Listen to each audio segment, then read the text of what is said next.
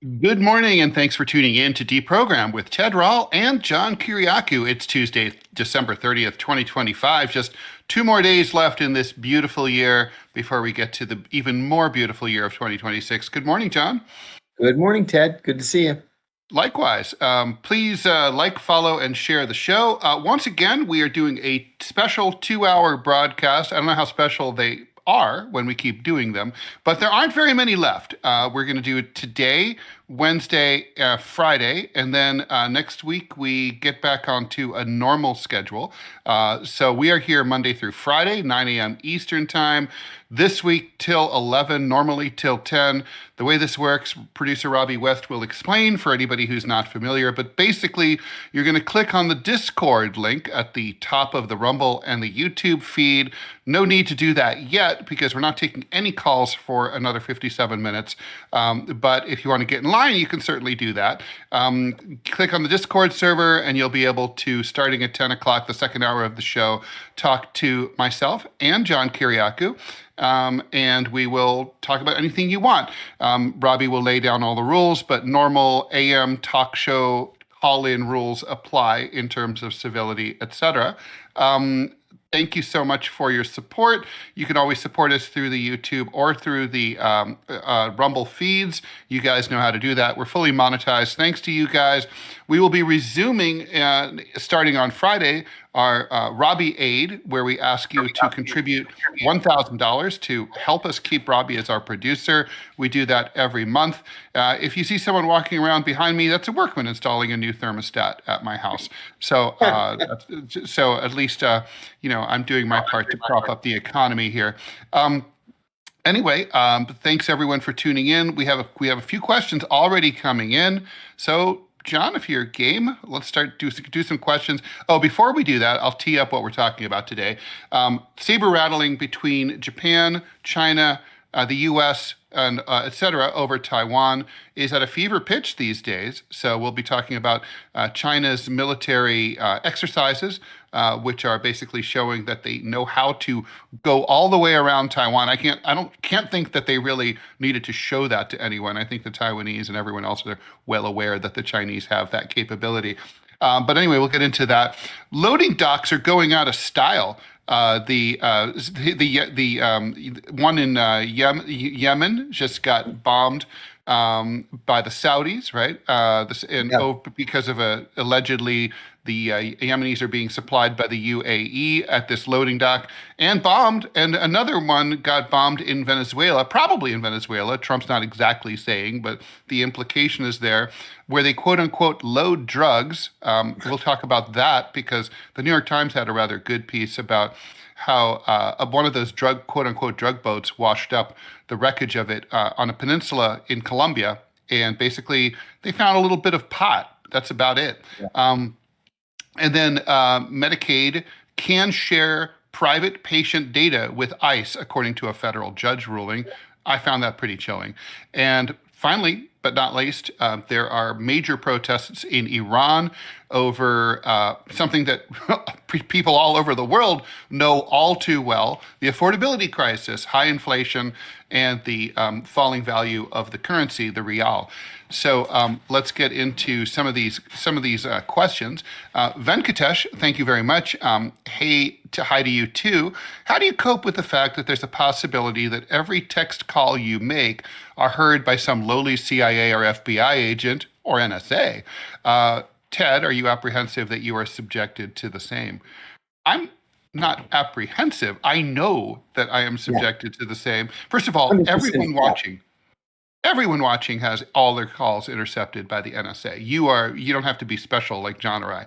But if you go to if you're a subscriber to the New York Times and you do a search on my name for the in 2000 about 2004, I don't know if it's in 2004, but it's about 2004, you'll find that the New York Times FOIA request discovered the fact that the NYPD tapped my phone and was following me around in preparation for the RNC 2004 protests by lefties. for the record, I wasn't even an organizer of this. I just was literally just writing a column and drawing cartoons about politics. I didn't even attend the RNC protests. I didn't, even though I lived in New York, I certainly wasn't what they called an activist. But they were spying on me. So I know they were. And on another occasion, I was having all sorts of clicking on my phone line in my old house in the Hamptons, and it was incessant. Like basically, I couldn't make a call on my landline over and over. It was like I couldn't hear myself. There was so much static on the line. I kept calling Verizon. They kept coming out, and they'd give me funny looks, but they'd say, "Oh, it should be okay now." And finally, like the third or fourth time, the guy says, "Listen, I hate this. I didn't tell you this," but he shows me this little alligator clip. And he goes, "You know what this is?" And I go, "Yeah, that's like from the Nixon administration, like those little alligator clip bugs." He goes, "Yeah, I took this off the phone box down the street." And he goes, "You know what this means?" He goes, "They're spying at you, but they don't think you're important. They're not giving you the good stuff." I said, "What's the good stuff?" He said, "The good stuff is where they intercept you at the node level at the office. This is just like crap. They don't really care if you find out." And so at that point, I just had my landline disconnected because I couldn't hear myself. Like, I don't care if they're listening. I mean, I care. I don't want them to listen. But, it's my life is very boring, and they're not going to hear anything interesting. Anyway, John, that's my story. I'm sure yours are better. I can't top that. I can't top that. I had no idea my phones were tapped. They were tapped for 3 years from early 2009 to early 2012. No idea. But it's not a secret that NSA has this enormous new facility out in Utah, in the desert, where they're collecting and storing, more importantly, every text message, every phone call, every email, all the metadata, and they have enough storage to hold it for 500 years. I mean, they've told us they were doing it. Yeah, and the thing is, this goes back a long time. John, you mentioned I think a day or two ago, Michael Hayden, the former head of the NSA, and wasn't he also CIA at one point too? Yes. So General Michael Hayden was quoted in the French magazine Le Nouvel Observateur back in the 90s. I remember, I really am sad because I didn't keep this. I gave this magazine to a friend of mine who's a security expert, Simpson Garfinkel, and he. But the thing is, in the print magazine, Hayden openly said in an interview in like the 90s that it was the goal of the NSA to intercept every communication on Earth at all times. Now, that's a long time ago. We all know the advances in technology in the last 30 years, and that's our technology. The technology and the military and the military industrial complex and the NSA, they have stuff and they have toys that we will only learn about, years and even decades from now. I mean, the military had GPS a long time before President Clinton allowed us to have it. Yeah, they invented GPS, literally. So, yeah, and it was a brilliant thing that Clinton let us have it. I mean, it opened up all sorts of, industrial and other applications. But the point is that it's like, they're listening. They're definitely listening. And so I can't say it makes me nervous, but I do fucking hate it. And I do think it's really un-American. And it shocks me every single time this subject comes up that nobody cares. There's never been a single major protest demonstration of any note over the issue of privacy in this country. Never. I mean, just think about it. Richard Nixon, he was in trouble for tapping 120 phones during Watergate. 120. All 330 million of them are tapped now, and no one cares. No one cares. So yeah, inexcusable, unforgivable. And it's unforgivable to us, for us, that we have accepted it. I don't accept it, but what am I going to do? Yeah, you can't do it by yourself. I mean, you can raise the alarm. That's people always say, like, well, you can organize things. Well, I mean, I'm not an organizer. It's not in my blood. And I really respect people who have that skill set. But if someone else who does have that skill set wants to organize, I'll be there to help any way I can. As an aside, I'm not an organizer either. But we mentioned Brian Becker yesterday on the show. I worked with Brian for about 4 years on Loud and Clear on Sputnik. Good show. Brian is a born organizer. When Donald Trump was elected the first time and was talking about that military parade, you remember? Oh yeah. Brian ran to the Department of the Interior at 7 o'clock in the morning, which is when they open, and he reserved all of the streets in Washington that were appropriate for a military parade. He reserved them for an anti-military parade. What a genius. And that's why the first Trump military parade was canceled. Because Brian had all the permits. See, the thing is, that's the thing. That wouldn't even occur to me. But Nor it's to me. brilliant. This guy was brilliant, is brilliant. Yeah, and then the first Palestine demonstration, that was Brian. Brian did that. And I remember the media saying, oh, they're expecting 30,000 people in Washington. 300,000 people showed up. I texted him and I said, man, when you plan a demonstration, you really plan a demonstration. It was days before he got back to me because he was swamped with the response. Sure. Yeah, that's crazy. His phone must have been ringing constantly. He did very, very well.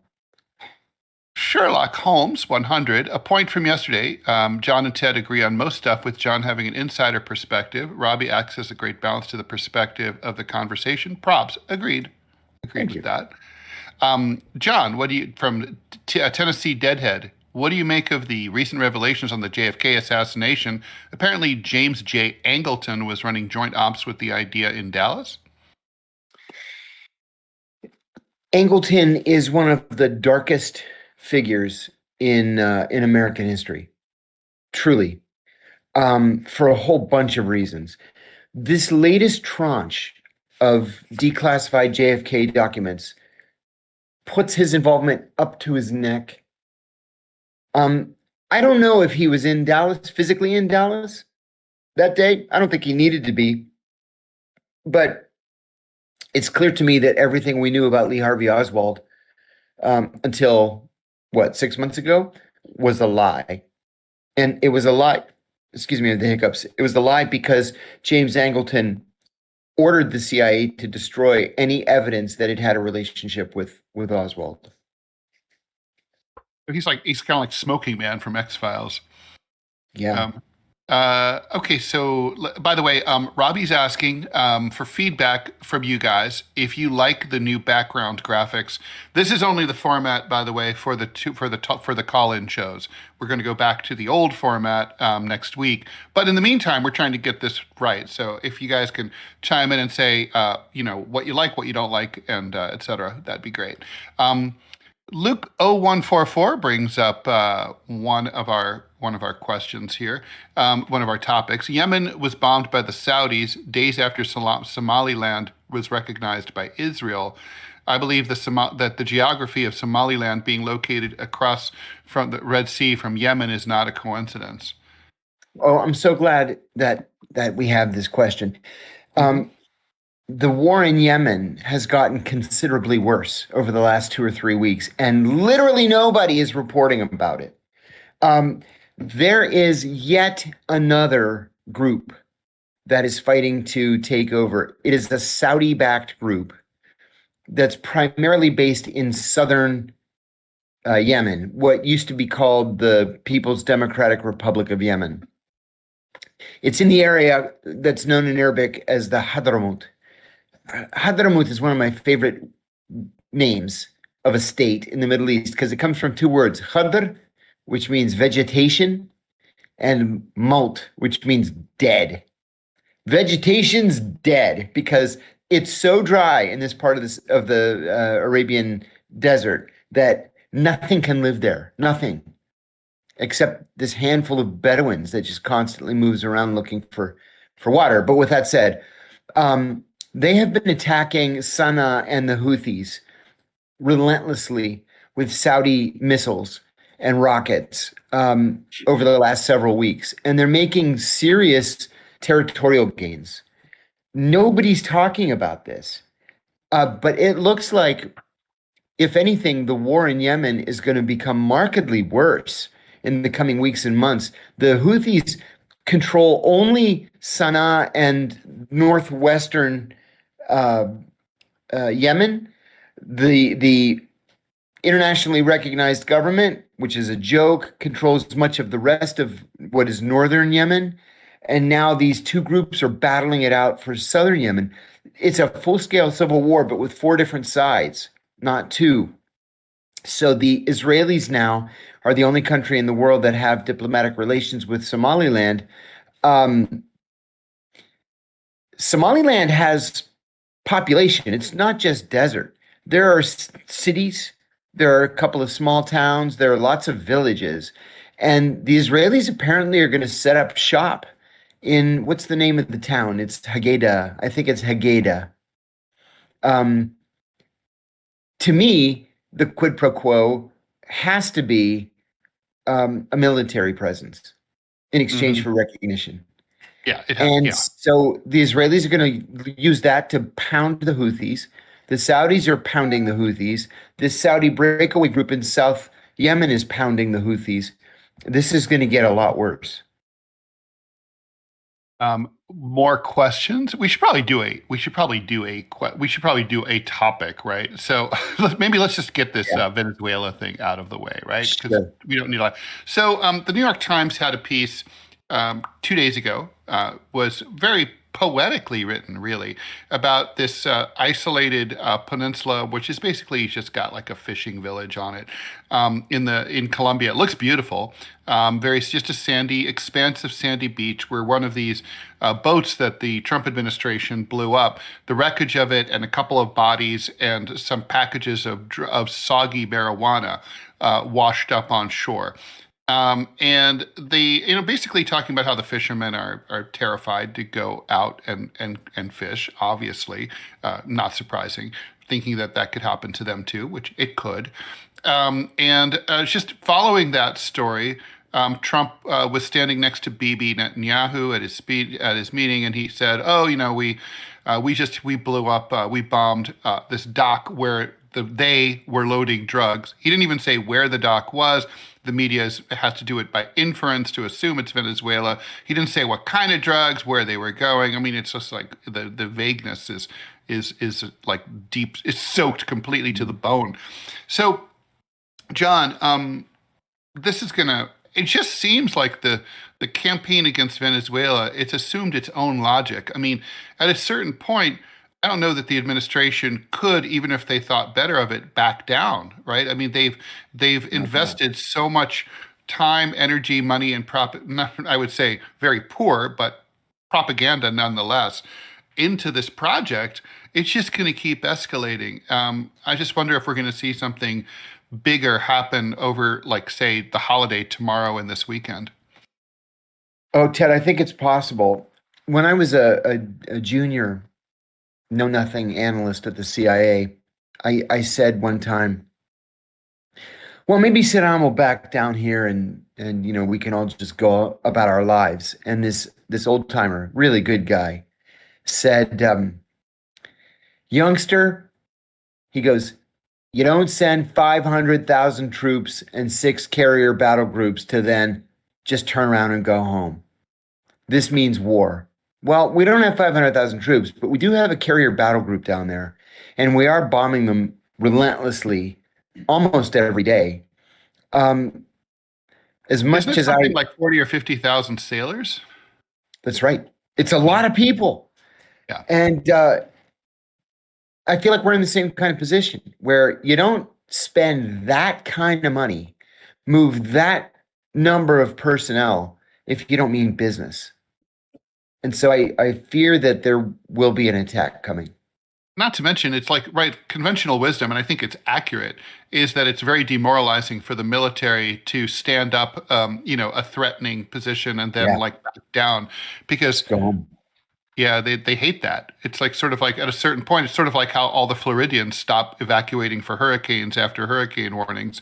At a certain point, it's like you get all amped up, you're scared, you're excited, and then it's just like if that keeps happening, that's a problem for morale. Yes, indeed. Exactly right. Okay, so John, question for you, DJ 928. I've started listening to Dead Drop as of this morning and have gotten to episode 3. I love it. My only problem with it is the background music and the sound effects are Too a little loud. bit too loud. And thanks Yes, for the $3. thank you for that. Yes, you are right. They are absolutely too loud. So we've gone to the producer to say you've got to back off on the sound effects and the background music. I just listened to episode 8 last night. That was the one that dropped yesterday, and it's kind of better. For my taste, it's still a little bit too loud. But yeah, you're absolutely right, and we're on it. Thank you. Question for me from Three Birds, One Stone. Well, 3 actually. Favorite cartoonist besides me, LOL. I'm definitely not my favorite cartoonist. It would be Reuben Bowling, whose real name is Ken Fisher. He does a comic strip called Tom the Dancing Bug. He's kind of a cartoonist's cartoonist. Everything is very highbrow, intellectual, funny, and he kind of reinvents the form every time he draws it. He's just an unsung genius. Favorite political cartoon I've seen this year. I'd hate to describe a cartoon in an audio form because that's like boring. So maybe I'll dig it up and show it like tomorrow or whatever. And what's my favorite personal cartoon I produced in 2025? My favorite cartoon is always the most recent cartoon that I've drawn. That's Elvis Costello said something similar about his most recent album. So I literally just drew a cartoon like yesterday it's two newscasters talking. One says, there's a country. This country has a president. You don't know anything about this country. You don't even know where it is. They're a threat. He's evil. We need war, else we'll die. And then like the 2 broadcasters walk off stage and talk to their producer, and one goes, these scripts aren't even trying anymore. And the other one, and the producer goes, Americans are war sluts. No need for lube. All right. Oh, that's good. Hey, I have a question for you. You mentioned the other day that you're not a terribly big fan of Tom Tomorrow, and I was wondering if you could elucidate. Oh, yeah, that's funny. I mean, so here's the thing. Tom, I want to be really clear. I want to give him his due. I mean, Tom Tomorrow and I have been rivals. And people confuse us all the time. Ted Rall, Tom Tomorrow, This Modern World, too many T's, right? We both traditionally usually draw in 4-panel format, very wordy. He's more verbose than I am, but and we both started out around the same time, like in the early 90s in the San Francisco Bay Area. So, and we both have run in a lot of alt weeklies. He was in more alt weeklies than in dailies. I was in more dailies than alt weeklies, but there's been a lot of confusion. So he creates a really solid product. It is reliable, and I don't mean this as a diss. It's like what it is. It's like going to McDonald's. It's always a solid meal. But there's never a fucking surprise. And Seinfeld said, "It's funny when it bends," and like, I strive for the bend, like that cartoon I just read to you. Like, it sounds like a very serious indictment of something, and then it like goes somewhere else. That's what I look for in a cartoon. And so to me, I could skip reading Tom Tomorrow for months, years, and I don't feel like I've missed anything. That to me is a bad sign. Like I skipped reading a couple of Tom the Dancing Bugs by Reuben Bowling. I feel like, oh shit, I've missed some really good moments. I used to look forward to The Far Side every single day. Like, what does that crazy guy come up with now? That's my judge. So, and also the other thing, it's an unrequited bromance. I always wanted to be buds with him, and he just would like flirt with me, kind of like we'd hang out at cartooning conventions. You're like my brother I never had, and then like he'd just never follow up, and I don't know. So there. That's a complete honest answer. And Dan, his real name is Dan Perkins is his name. It's like if you're watching, I mean this with love, brother. Call me. Let's drink. Okay. I'll add too. You're the only editorial cartoonist that I really know. Like, no. He used to write to me in prison, and oh wow, good for him. He was very, very kind. He is a kind man. He really is. He sent me 2 cartoons that he wrote that included me. Wow. And I was still flattered. I have them framed and they're in my den.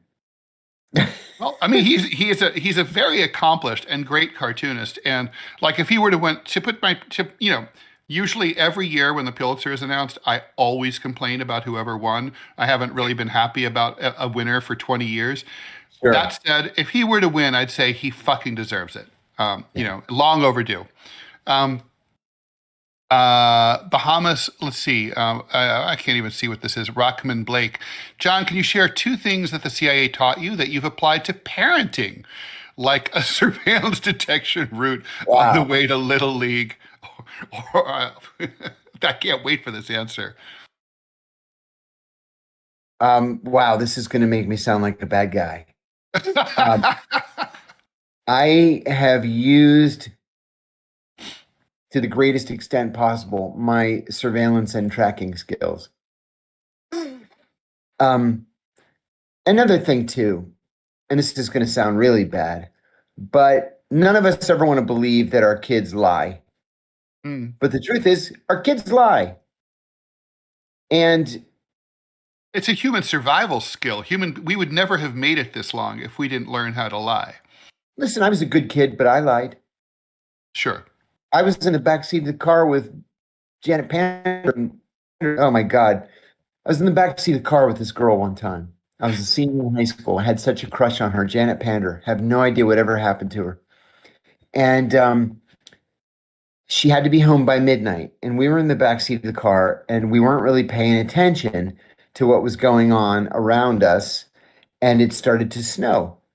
So she says, "Oh my God, it's snowing," at one point. "I have to get home." So we were like down like in the woods near the armory on the east side of town. And I said, "I can't get the car out. We're gonna be stuck down here." So she was like, "My father's gonna kill me if we don't get home." So I opened the driver's door and I start rocking the car. You know how they teach you in snowy Yeah. area. I'm rocking the car. And as it finally gains traction while I'm backing up, the door catches on a rock.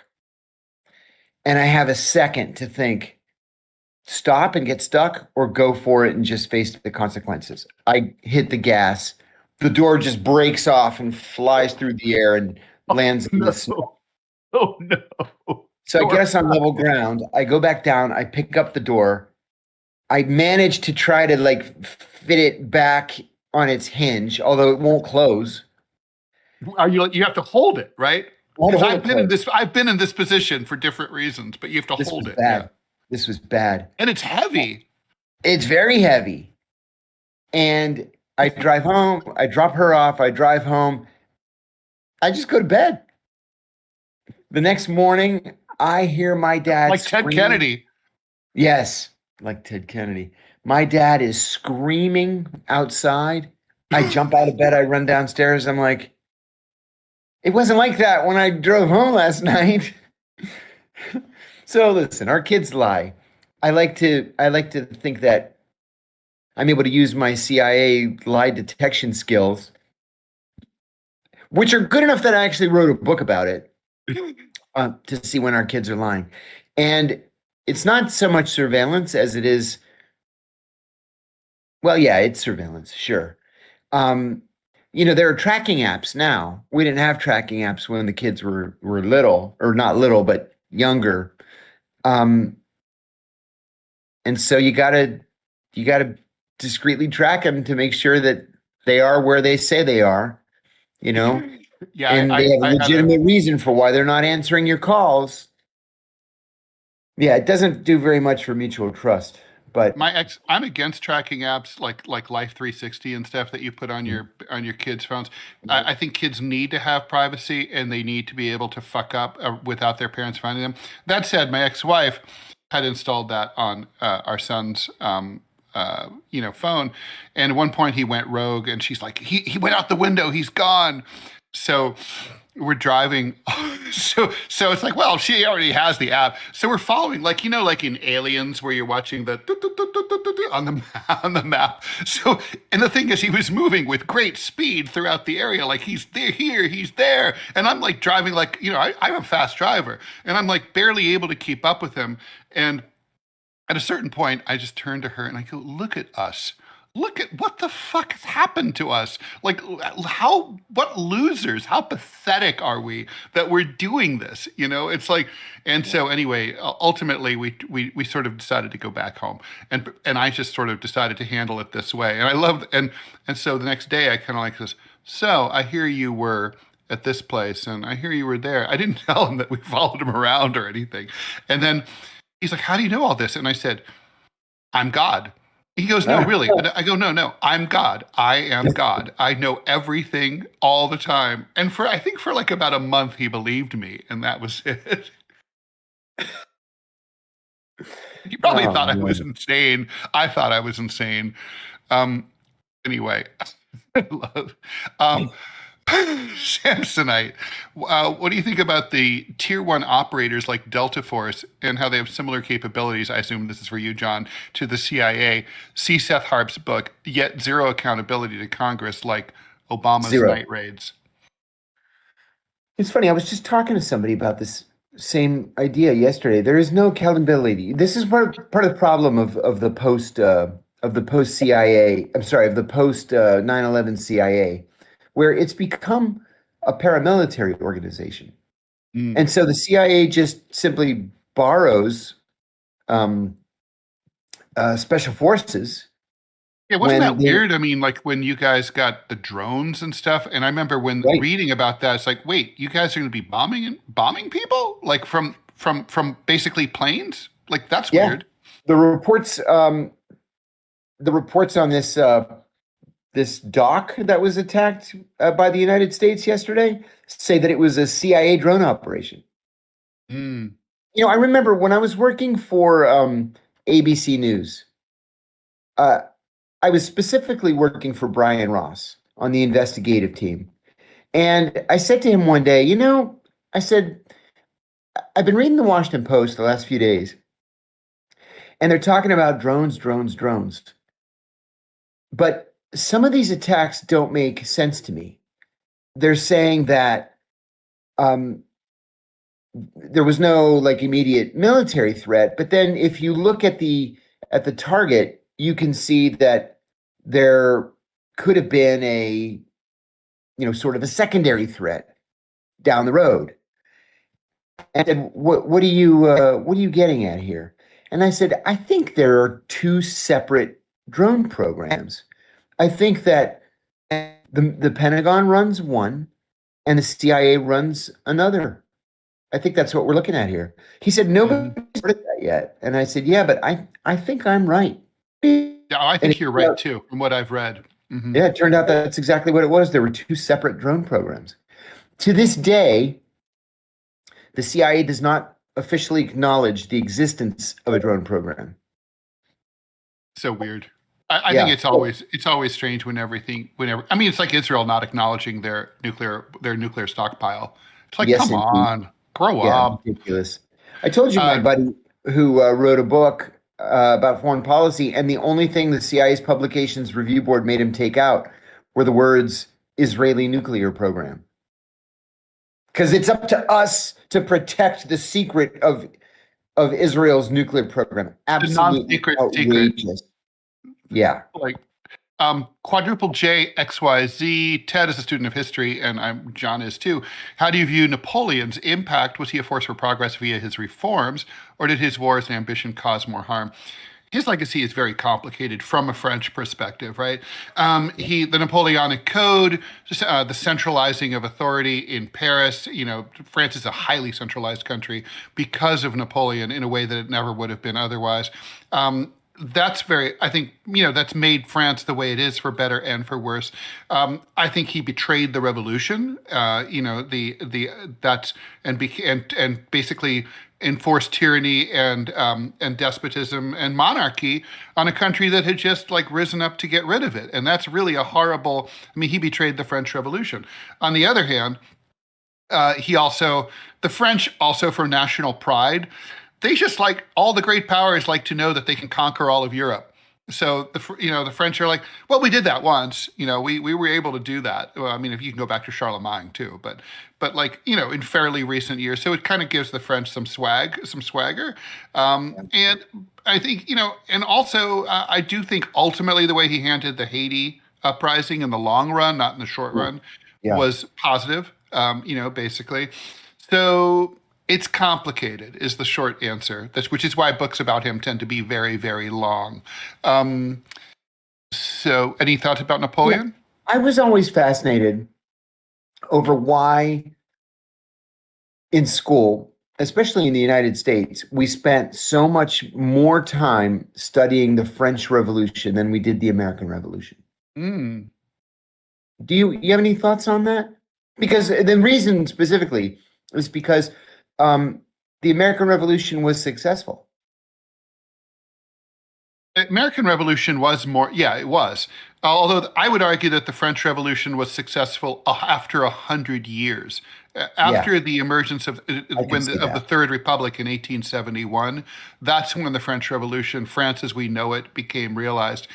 Um, Yeah, I don't know. First of all, I didn't really have that experience. The American Revolution we studied probably more than the French Revolution. But that sure. said, I think the French Revolution is more important than the American Revolution because the American Revolution is not a true revolution from a Marxist perspective, right? It's like the ruling class remained the ruling class. The elites became, if you were rich before, you were probably Yeah, rich after. If you were poor before, you were probably poor after. In the French Revolution, it's a complete overturning of the entire socioeconomic order. Everything becomes backwards, right? Like if you were the clerical class got completely subverted and overturned, all their privileges right, were gone. Um, right. and the French Revolution, I think, invented Western ideals for all of Western Europe and beyond, like for the next 250 years. I mean, the American Revolution didn't change our ideas No, about, that's true. up for the world. I think France's did, which is ironic because it's That's a good almost like the French one feels like it inspired the American one, but it's the other way around. way around. Yeah, I mean, that's obviously there was a lot of interplay, right, with Lafayette and all that. We always, I think Americans these days are not very aware of how close we were to France for so long. And it's the then oldest alliance we have. it's very strange too because we like threw them under the bus immediately after the revolution. We immediately crawled back into bed with the Brits, which is Yeah, very odd to me. yes, we Um, did.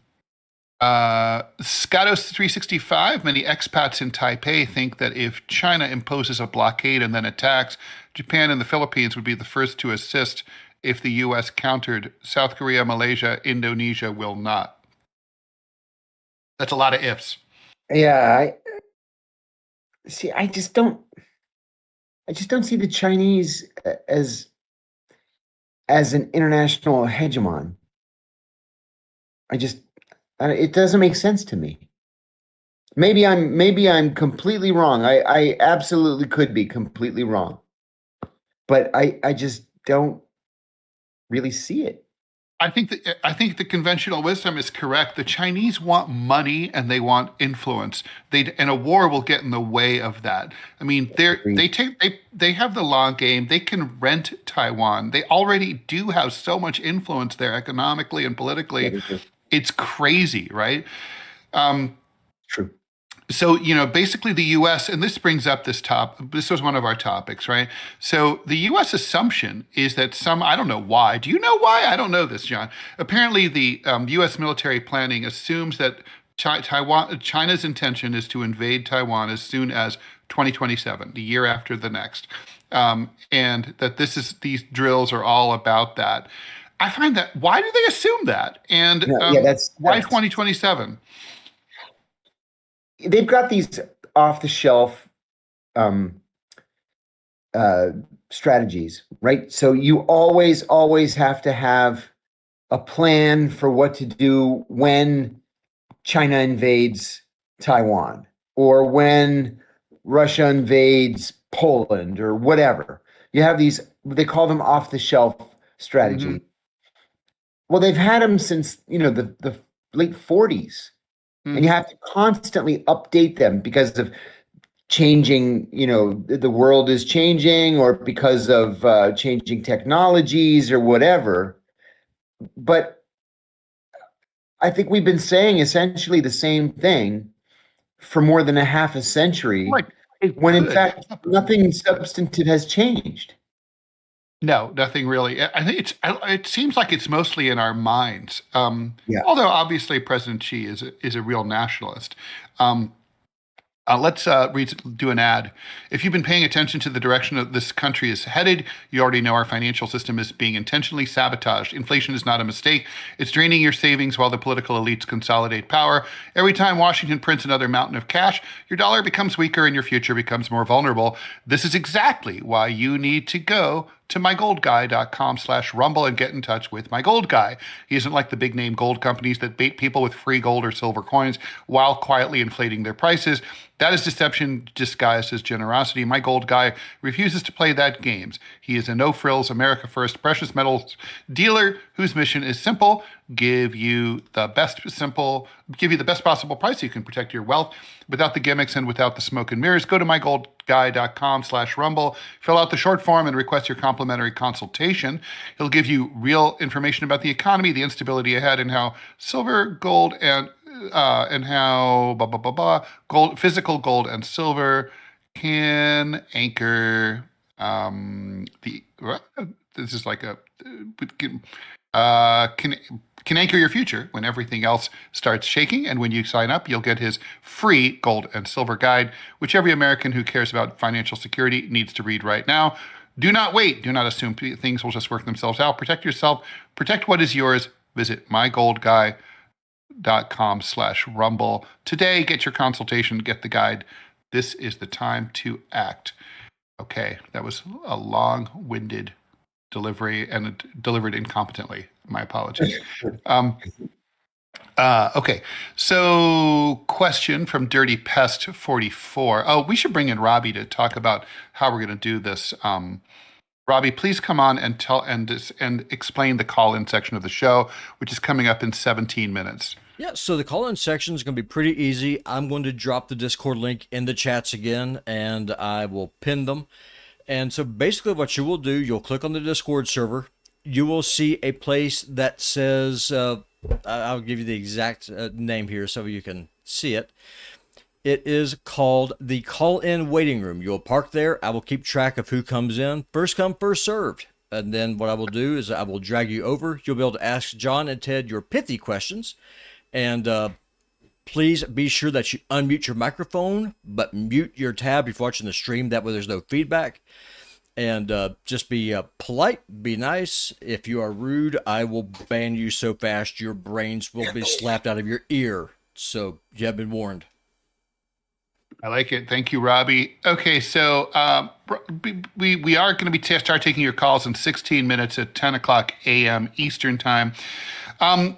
John, let's talk about these Iran protests. Of course, there's a political propaganda aspect to the way that these are reported here in the States. Whenever there's any kind of domestic dissent in Iran, it's always interpreted as the government is about to be overthrown. The Iranians hate their regime.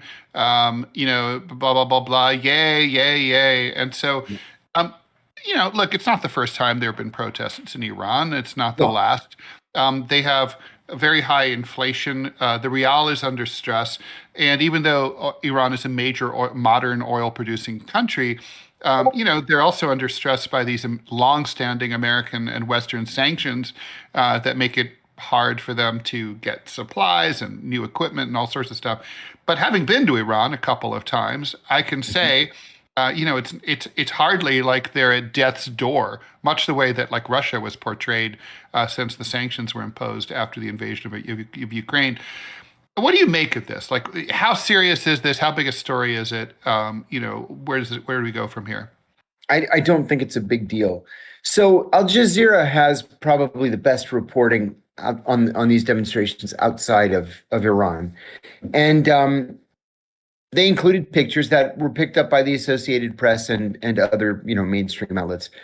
We're talking about what looked to me to be 10,000 people or less in a country of 90 something million, 92 million. The demonstrations, and they weren't riots, they were peaceful demonstrations.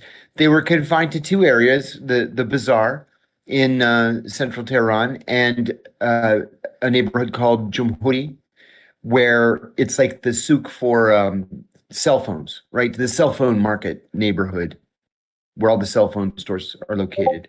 It's a very Middle Eastern thing to make souks like that. President Pezeshkian endorsed the demonstrations in a statement, saying that people have the right to demonstrate and they should be demonstrating because inflation's too high.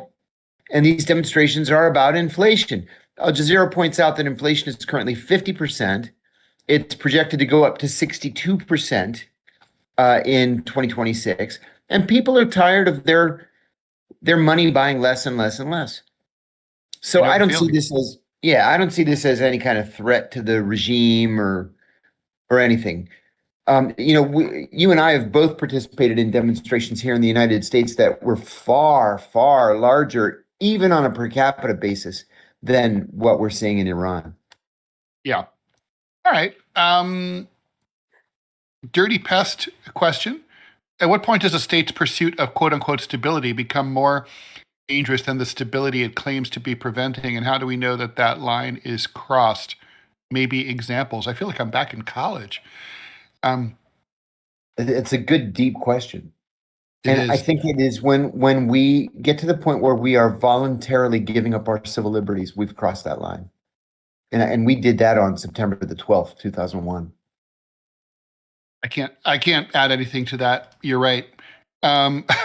Favorite cartoon dog? Mine is, of course, Snoopy, then Scooby, then Astro. I got to go Snoopy. I mean, I'm a huge Peanuts fan. Yeah. I literally have all of the books of the entire 50-year run of Peanuts. How dorky am I? Wow. Well done. So if you run a PSYOP on your kids, as described earlier, I have. How about you? Yeah, I have. I think most parents have, though. Yeah, the court prohibits me from getting into details because of someone to whom I used to be close. Right. One Kyle wants to know, the media barely covers the country of Chad, but do you guys have any thoughts on the rumors that they're changing loyalty from the U.S. to Russia?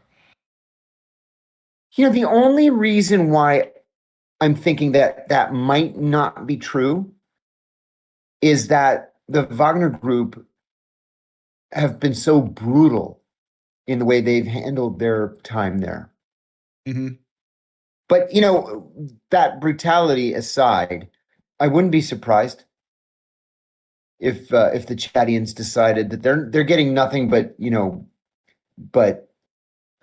blood and guts and gore from the United States. Might as well look elsewhere. Yeah.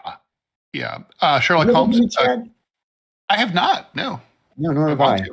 Yeah. If they speak French, so it'd be easy. Sherlock Holmes. I'm glad you brought this question up, Sherlock, about the alleged drone attack on Putin's residence by Ukraine. Real or disinformation? The Ukrainians are vehemently denying it. I love, by the way, NPR's coverage. It's gotten to be a game for me whenever every day NPR covers the Russia-Ukraine conflict. And I want to see, will they once bring on a Russian or pro-Russian official or spokesperson ever to talk about this issue? Never. Right. Never. Which is like, you guys are journalists? Really? Like, never. Exactly. But anyway, the point is, they talked about the Russian claim by Lavrov, and they said we want to warn our viewers that Western analysts, that Western government officials do not trust Lavrov. That was their journalistic warning. I swear to God, you could listen to it this morning. I'm like, what the fuck? Anyway, I have no idea. I've said in the past that I was stationed at the United Nations when Lavrov was the Russian ambassador to the United Nations. And my specific assignment was to the UN Security Council. So I spent many, many, many hours in a room with Lavrov. He was easily the most highly respected diplomat at the United Nations at the time. Mm. He strongly, stridently, of course, supported and defended his country, as you would expect him to do. He was the ambassador. But in terms of just being a really great diplomat, that was Lavrov. I remember when I heard he had been named foreign minister, my response was, of course he has. Who else could they possibly name foreign minister? He's fantastic.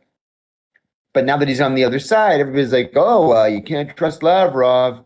He just supports Russia. Well, yeah, that's the idea. Truth is the first casualty of war, right? So I don't know what happened here.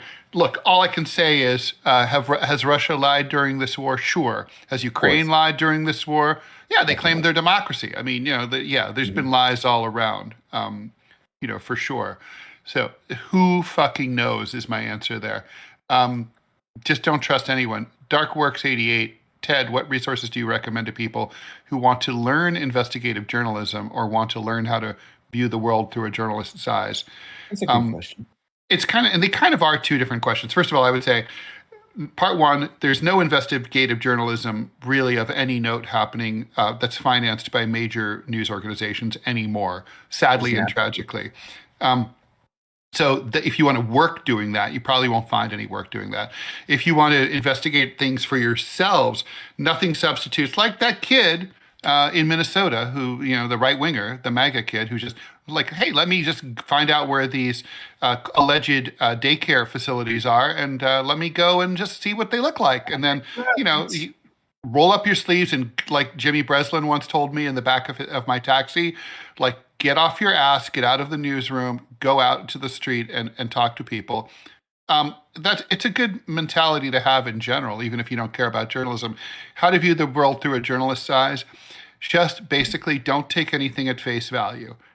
Especially if the source is someone that you like and trust and are loyal to, like it's like American government official and you're an American citizen and you want to believe your government. Don't disbelieve them just for the sake of disbelieving them.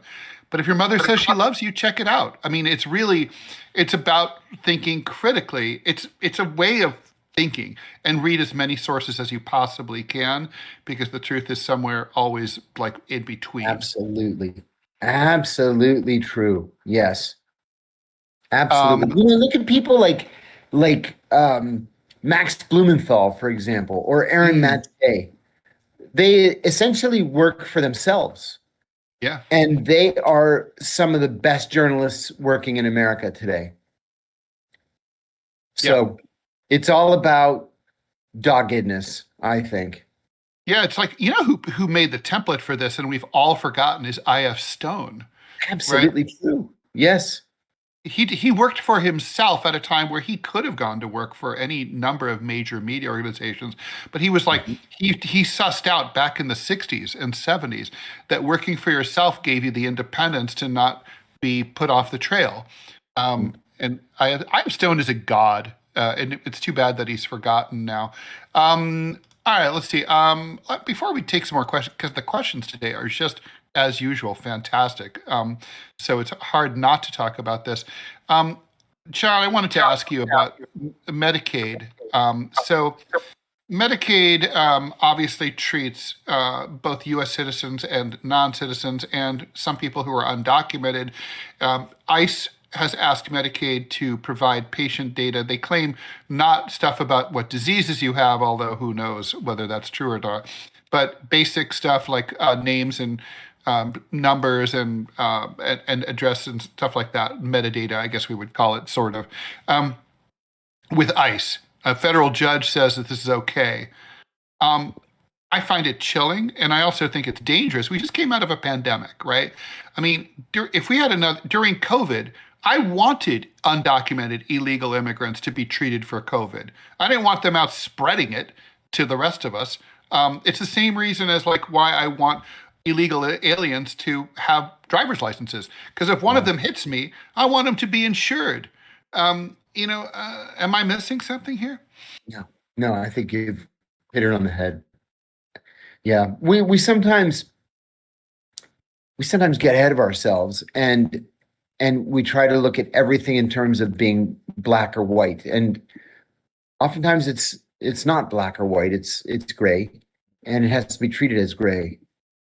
That would be one of those times. Totally. All right, some more questions to get to. And just a reminder, we are going to be taking your calls in just a few minutes. Ogaga, do we think that Trump loves and cares so much about Nigeria? I'm asking because of the bombing in Sokoto, northeastern Nigeria. I thought it was northwestern. Anyway, how come he placed Nigeria on a ban? Yeah, Oh, yeah, the travel ban. right. Yeah. First of all, I think he did it because he wants to be seen as the savior of Christians. Mm-hmm. I really believe, It's the Crusader thing. yeah, it is. I was pleasantly surprised that he talked to the Nigerian leadership first. I didn't think he would have, but he did. So that was a good thing. On the other hand, the ban, we should have taken him seriously when he talked about shithole countries in the first term. People were outraged that he used the term shithole countries. He meant it. He Yeah. meant it. And he just decided he didn't want any of those people or any more of those people in the United States. And then he, implemented his policy. So I don't think that he did this for any love of Nigeria or Nigerians. I think he did it because he wants to be seen as the savior of Christians, and he doesn't want Nigerians in the country. Couldn't agree more. Thanks for the $20, Mount MT16, from Mike in Thank you. Nottingham. Do you? Oh, thank you, Mike. I know Mike. Mike's a buddy of mine. Thank you, Mike. Okay. Do we think Kamala will make a political comeback in the future, or is her goose cooked? I say it's cooked like a foie gras, like a canal à l'orange to a crispy golden orange. What do you think? I think that somebody needs to grab her by the shoulders and give her a shake and say, "Stop. Nobody likes you. Take that teaching job at UCLA and don't talk to the media ever again." Never look back. Tough love, Ted. Somebody has to show tough love. Yeah, I mean, Because here, no. let me put it in sharp relief, right? If I can't imagine, let's say, a president AOC, not that I think that will happen, but I can't even imagine like a future Democratic president even wanting her on their cabinet. What No. could she even do? I don't even No, trust her she's- as AG. What'd she She's a do? professional politician. She brings nothing to the table that's going to help anybody. Yeah. No. And for that reason alone, look, the thing is, political parties are especially Democrats, are very unforgiving of people who snatch defeat from the jaws of victory, the way that she did in the most recent cycle. I mean, she should have won that. Really, And she should then, have and won. she blames everybody but herself in her self-serving book. Yeah. Well, she didn't campaign.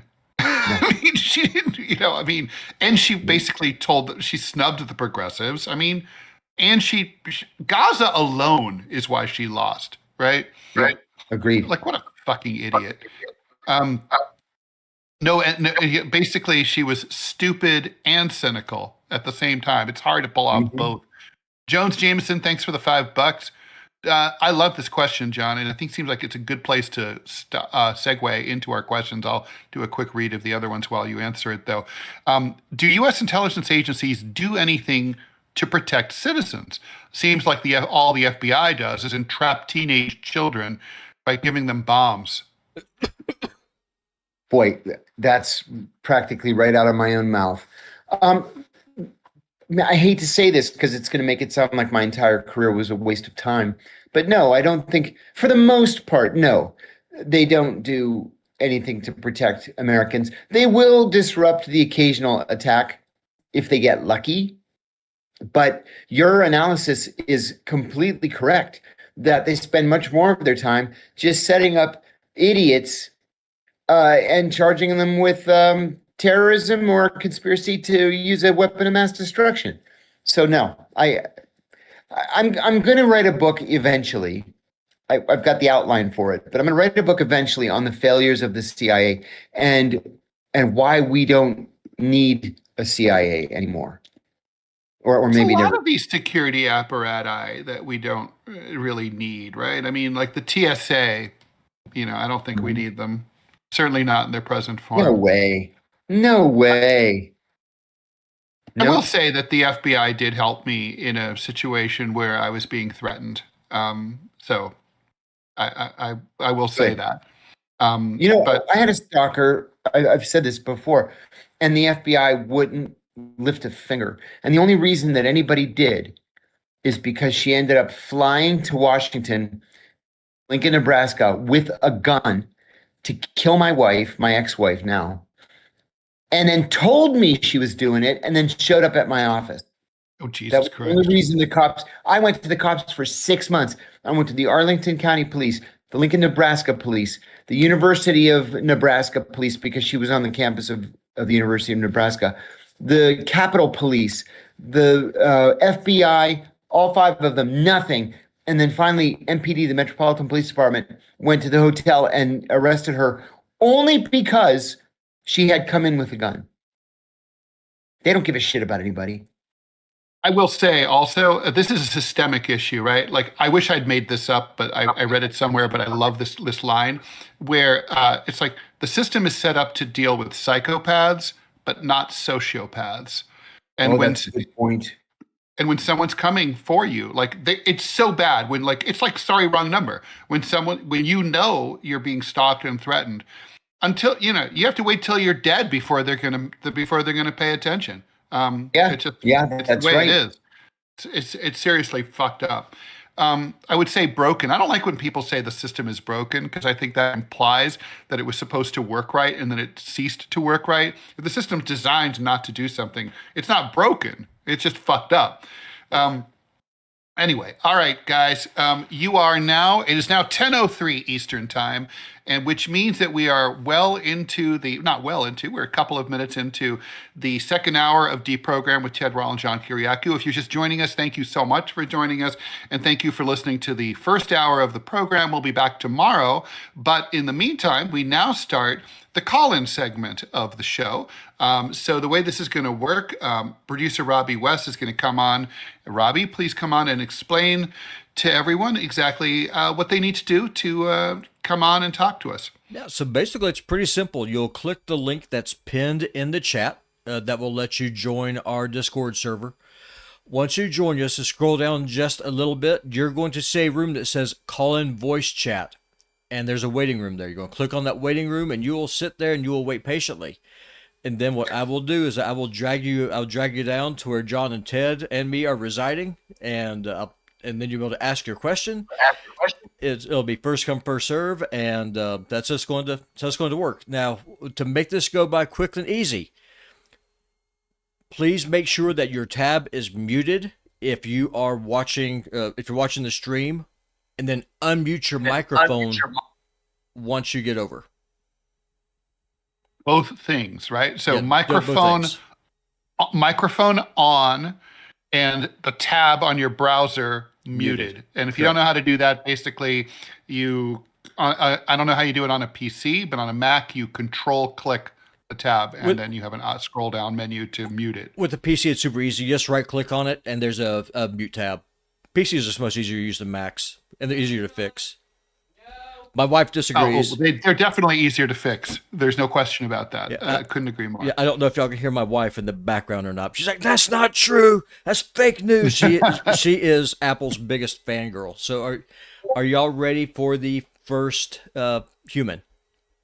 We are. I'm trapped in the Apple world just because I was an illustrator, and you had to, for Photoshop, it used to not work on PC, and now I'm stuck. Anyway, all right, let's talk to the first caller. All right, first caller is going to be Kolegi51. You, sir, are live. Please unmute your tab and ask your question. Okay, hello again. So Are you guys worried about J.D. Vance becoming the next president because Trump seems to be ailing mentally, very much so? Or do you think he would be better?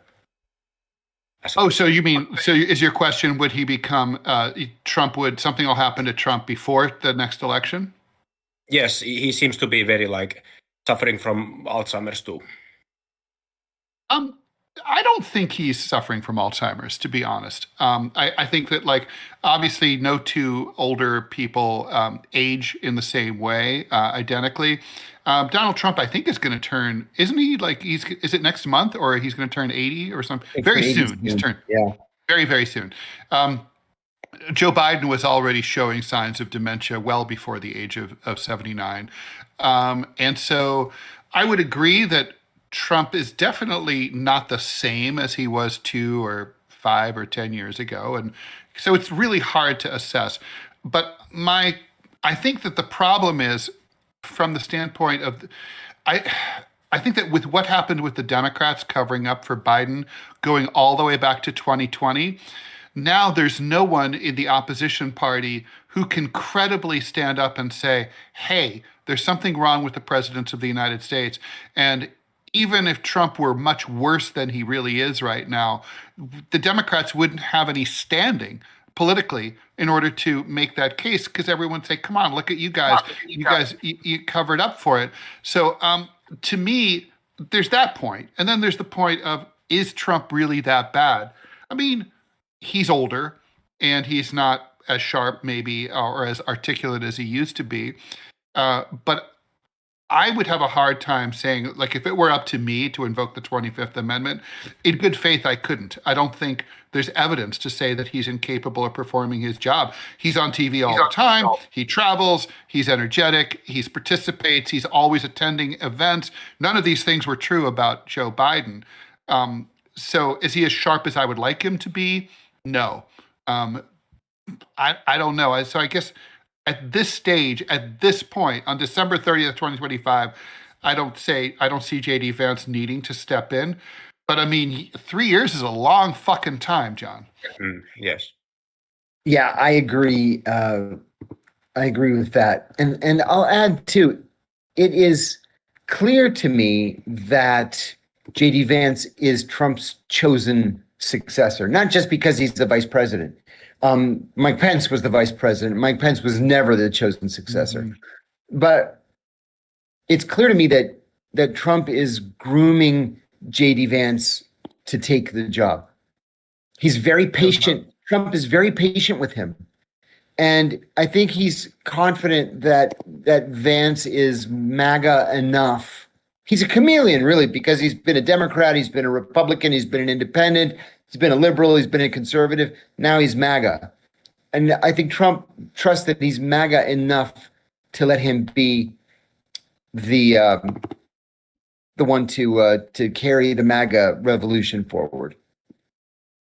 Yeah, I think there's no doubt about that. I mean, one question I have, John, is what do you think about the rumors that he's getting ready to jettison Usha and marry and get with the widow of Charlie Kirk? I just don't. I don't think there's anything to that at all. I know that it's creating this weird civil war within the MAGA movement, but I just don't. I don't buy it. But will the MAGA people be okay with ethnically South Asian first lady? Oh yeah, for sure. I don't think that's a problem. The problem with Vance is his ideology. I mean, John hit it. We don't trust him.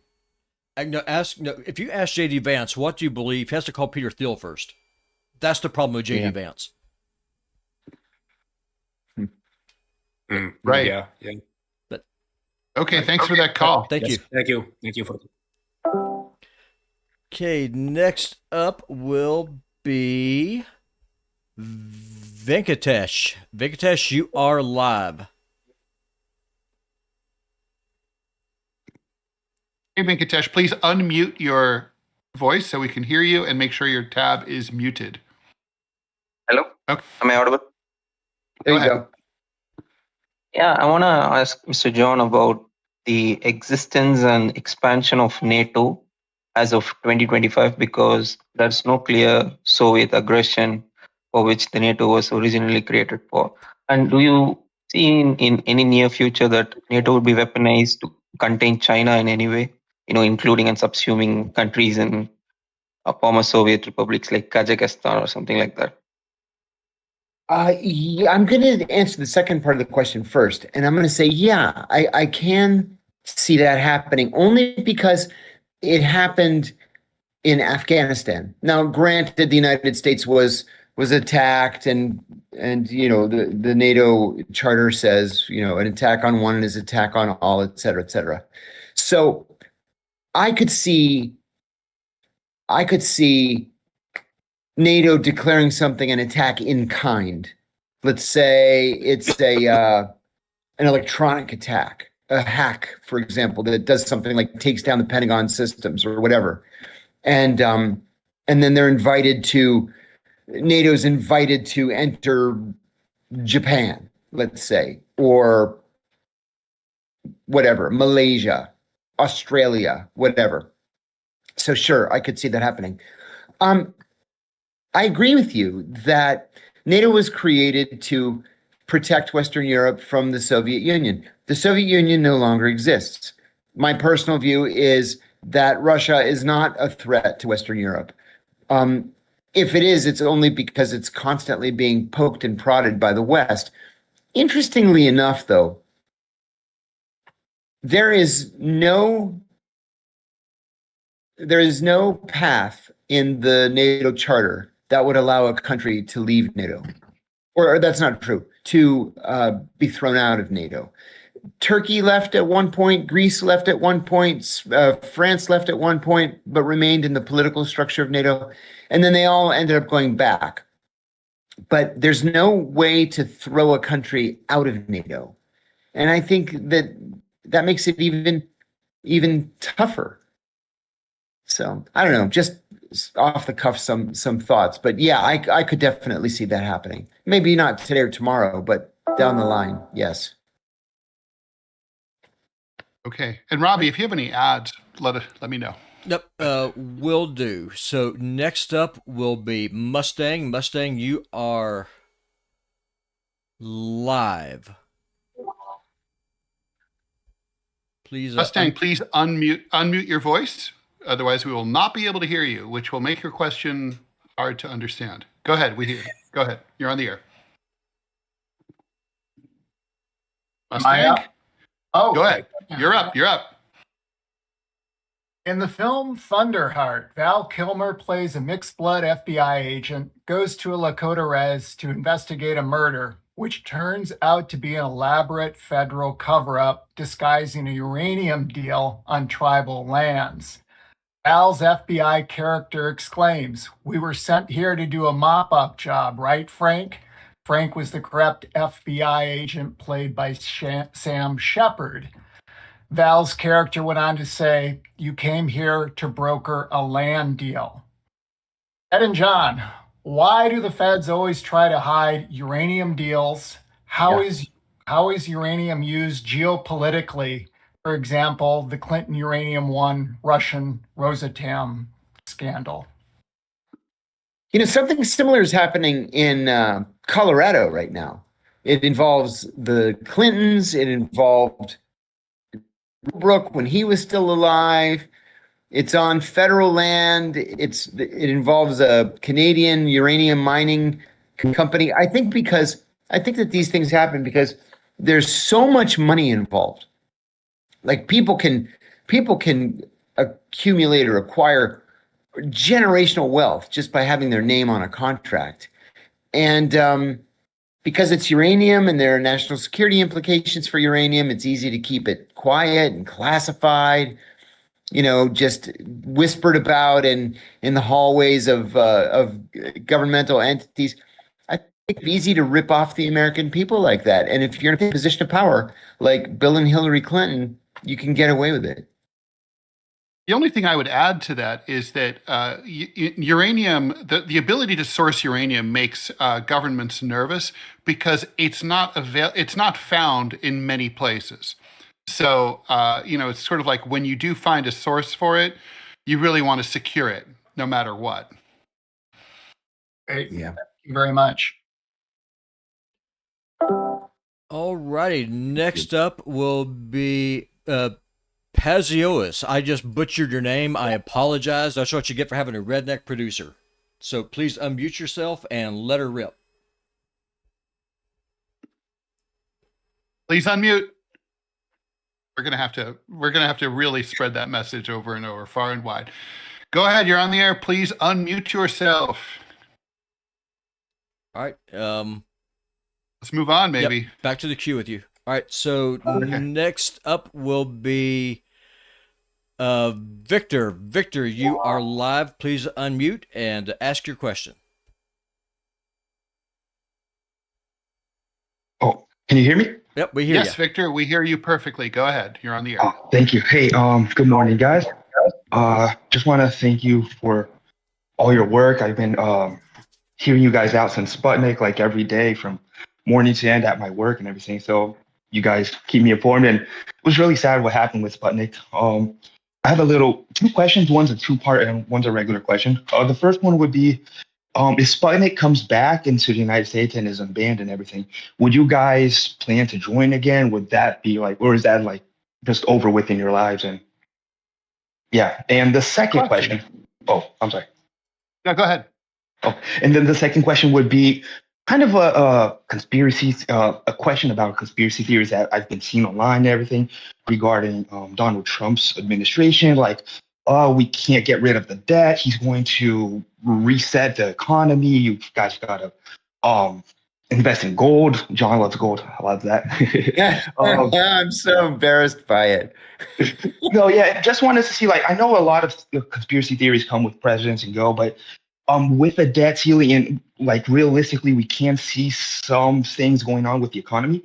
Is there like really, should we be afraid? Should we be panicking? Or yeah, basically that. I'm sorry. I want to be clear on the second question. Should we be panicking about the national debt? Is that the question?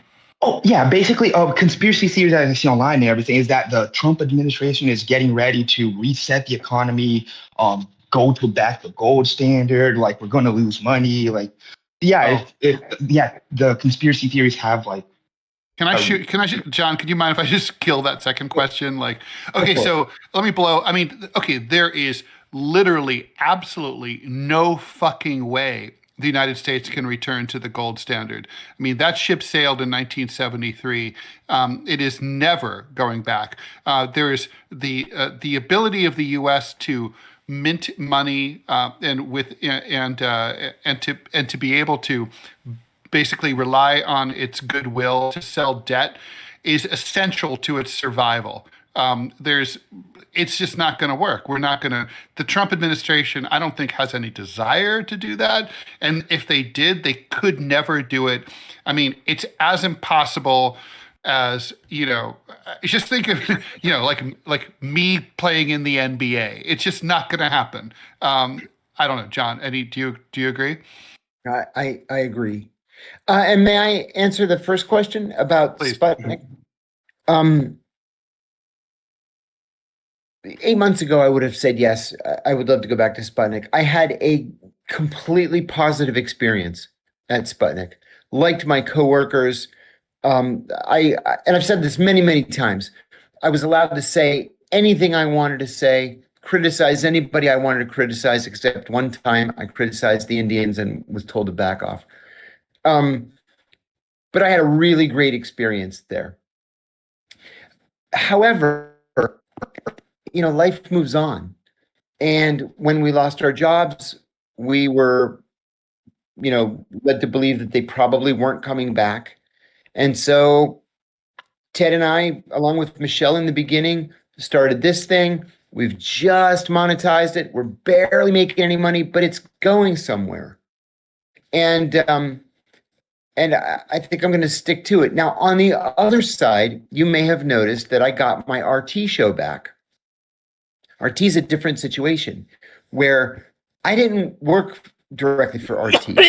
I worked for a company in Miami called Rebel Media. Rebel Media is an American company solely by Americans, and it employed only American citizens. So it's not Russian owned. It's not a part of RT. We produced shows and we licensed the shows to RT. So when the Biden administration put sanctions on Russia, they put us out of business, shut us down.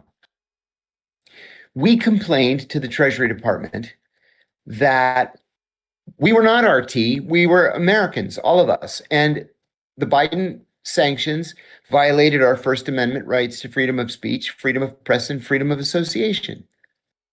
And then lo and behold, we actually won. And so last month I went to Miami. I started recording episodes of the show. It was called Whistleblowers. It'll continue to be called The Whistleblowers until March, and then we're going to revamp it. But we got some of that back. So on the one hand, that's great. On the other hand, I fear that Sputnik is gone for good, and there's nothing we can do about it.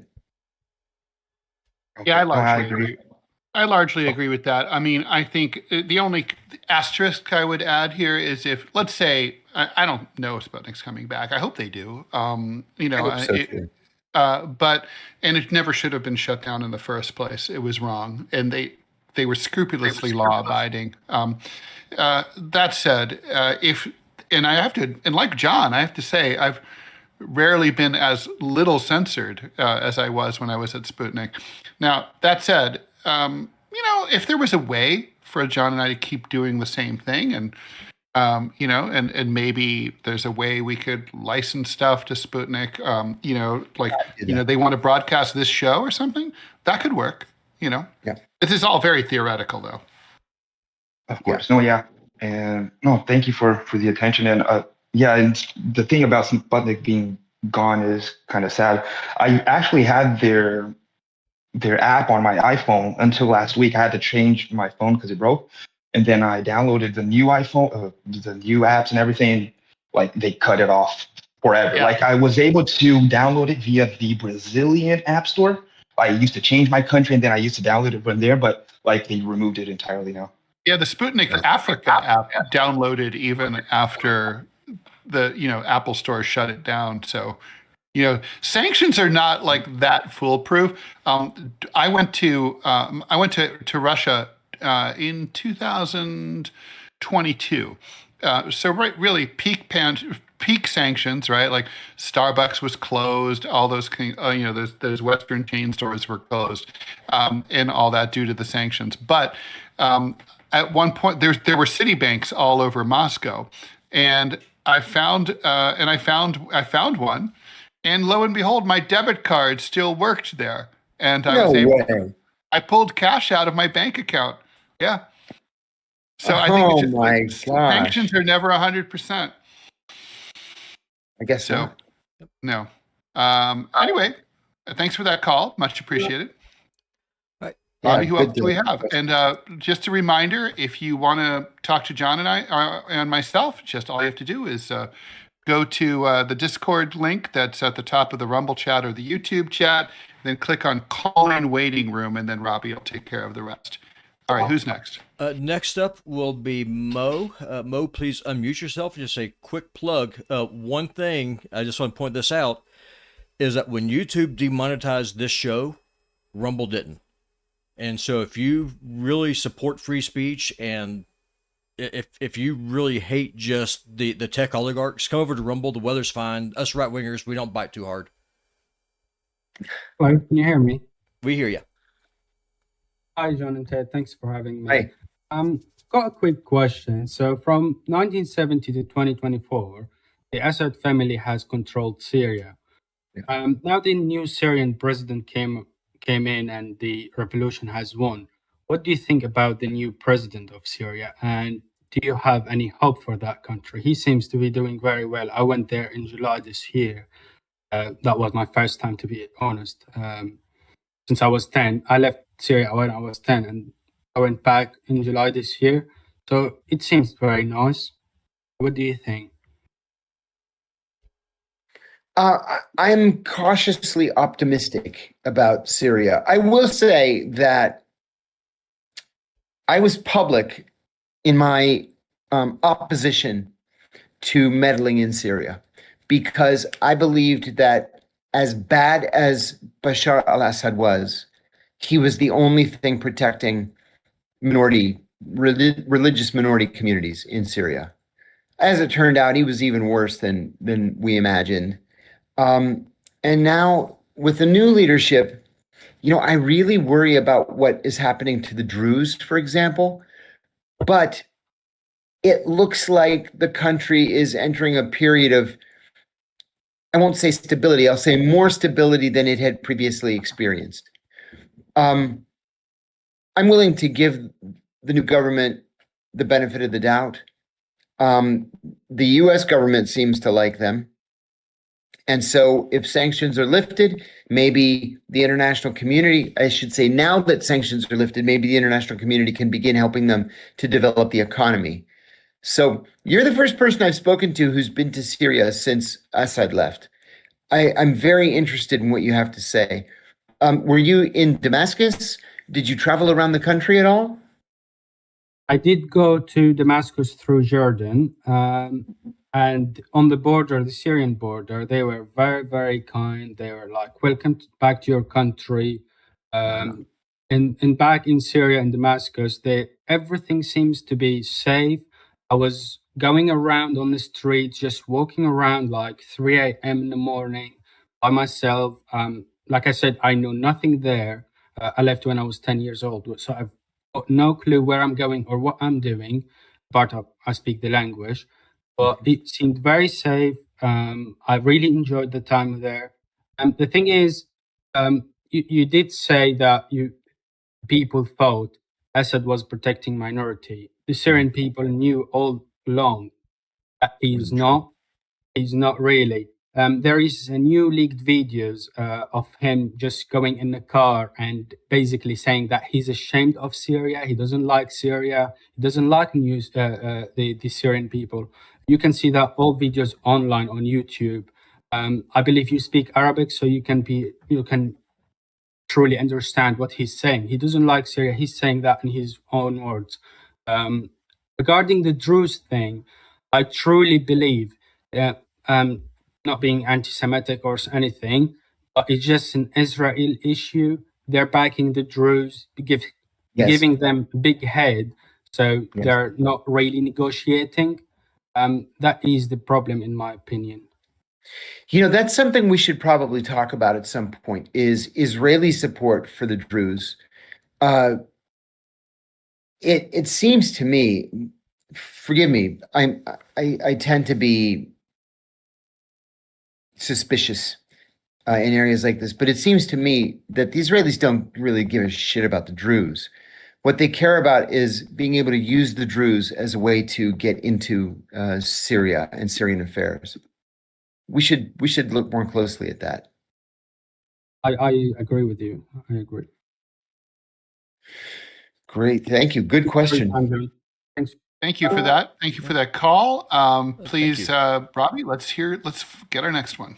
Next one will be Benis. Benis, you are live. Please unmute yourself and ask your question. Benis. Please unmute yourself. Okay. Benis, you're on the air. Hi there. There you are. Hi there. How's it going? Good. Hi there. Good to speak to you guys. I just wanted to ask John specifically about as a life, having a life in intelligence agencies, you have to separate who you really are from who you are portraying yourself as at times. It makes you so good at being a liar at times, really. I'm just wondering, once you leave that life, do you find yourself having to be disciplined about when to switch it off? Like, can you sometimes become really, you slip into it sometimes without realizing? Yeah. I did not. A lot of Okay. people do. A lot of people do. You know, they tell you in the beginning, you're going to lie for a living. You're going to lie all the time. But don't ever lie to security, medical, or finance, because they're the people who can ruin your life. Okay? And my boss would always say, and don't ever lie to me, meaning your boss. You get a chuckle out of that. But they're words to live by. The problem is then guys are lying all day, and they go home and they lie to their wives. And that's why the CIA has the highest divorce rate of any governmental entity in America, right? It's close to 80% divorce rate. With that said, it was never a problem for me. I actually could turn it off. And I think that's what made particularly my second divorce so difficult. I can't really say anything beyond that, but I had no problem turning it off when I walked out the door. There are others who can't, and then who end up living the lie. Yeah, and nothing good comes of that. I can't tell you how many times, dozens and dozens of times over the course of my CIA career, we would get an all hands email from the director or the head of security or whoever it happened to be, announcing the arrest of a CIA employee, always for something stupid, like using their CIA credit card to pay for a prostitute, for example. That would happen all the friggin' time. And then they're like, we will prosecute to the fullest extent of the law. And I remember saying to the guy next to me, That's what Jerry Springer did, right? Jerry Springer paid with a that's city Jerry Springer check paid for a the hooker. city check. When he was mayor of Cincinnati. That's Yep. right. So, yeah, it's paying for a prostitute with your CIA credit card or embezzling funds, and then they'll embezzle like $200. Like, what are you, insane? But they think because they lie all the time and they get away with it all the time, that they can continue to lie or lie to the CIA and they're going to get away with it, and they don't get away with it. Nothing good comes of lying, you know? And it takes a very like put together person to be able to lie all day, shut it off, and then be honest while you're outside. It's very hard to do and very unusual. Yeah.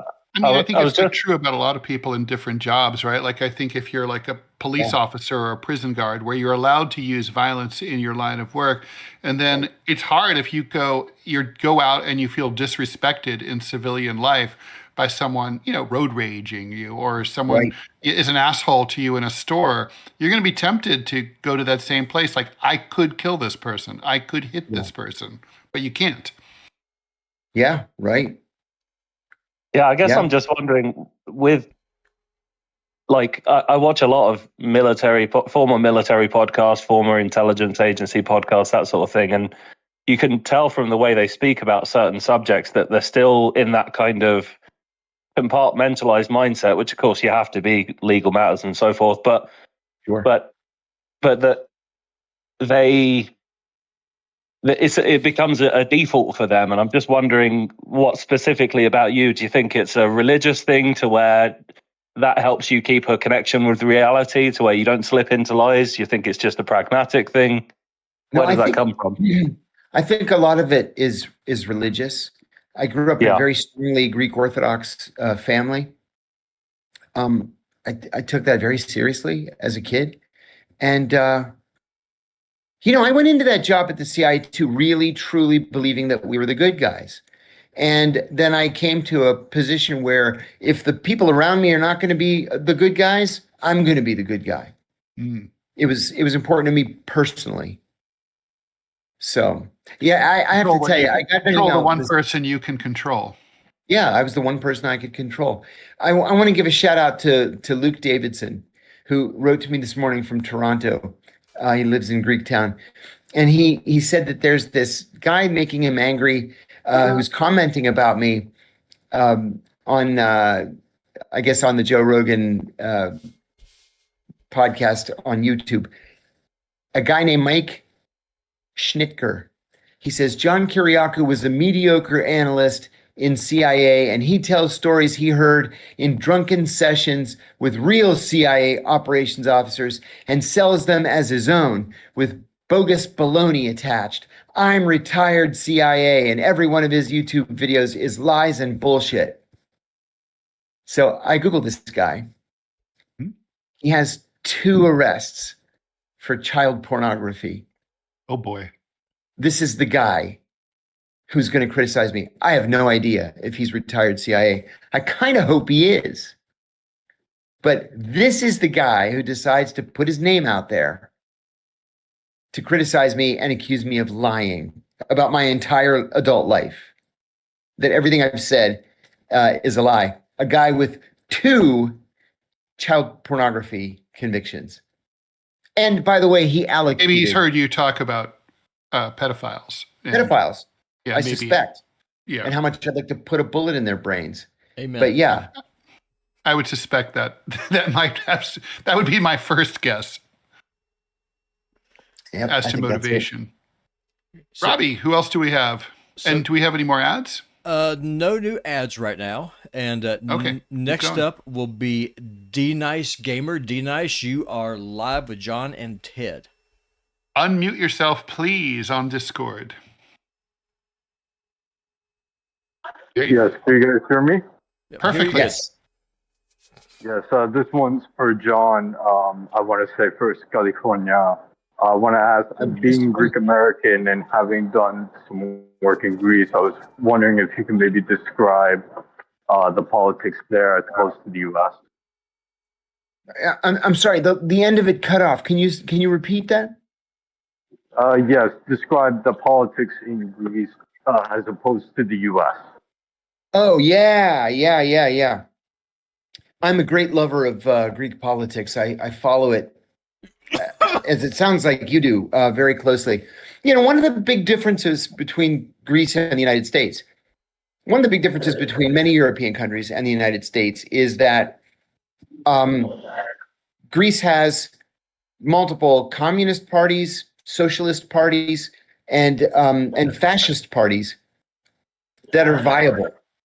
So there's a much broader national ideological spectrum than there is in the United States. Even in the UK, the Labour Party is sort of quasi-socialist. At least they say they are. And here in the United States, whether you're a Democrat or a Republican, you're a capitalist. We all are. In Greece, the ruling party, of course, is the conservative New Democracy Party, Nea Demokratia. And it's funny because in Greece, it's seen as a very conservative party. It's actually not. It's what I would compare to the Democrats here in the United States, today's Democrats.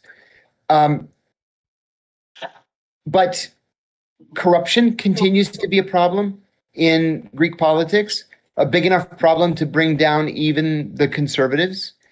And taxation continues to be a problem. Taxes are too high.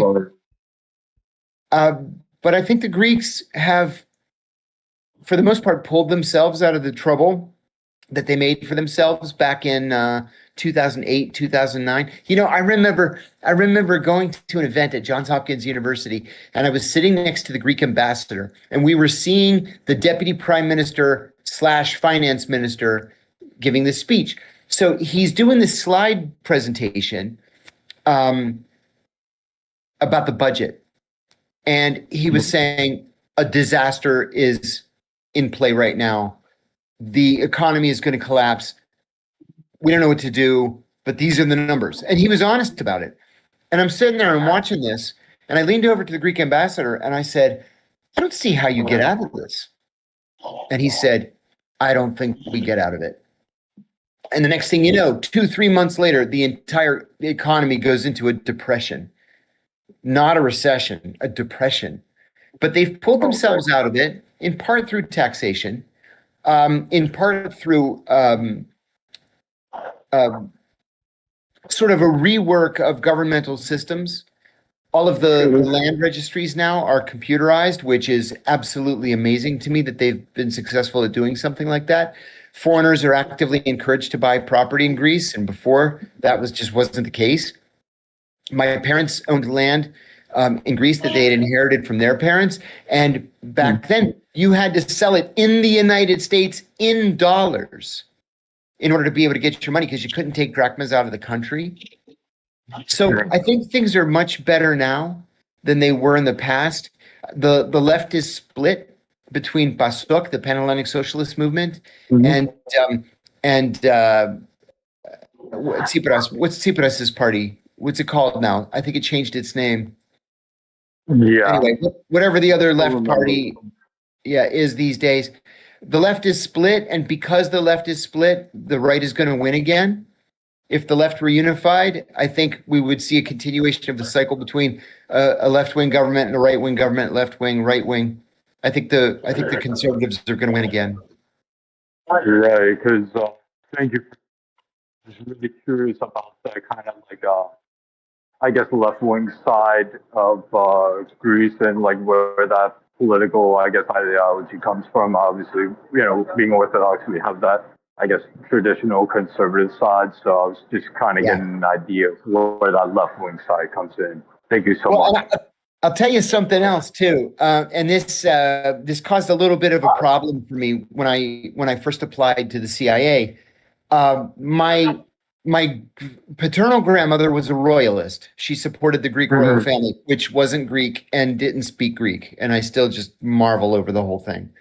My paternal grandfather was a Republican with a small R and a supporter of the Venizelos government. On my mother's side, my maternal grandfather was a socialist, and my maternal grandmother didn't care one way or the other. So when I applied to the CIA, I had to write a list of all my relatives in Greece and what, name, address, birth date, physical description, and employment.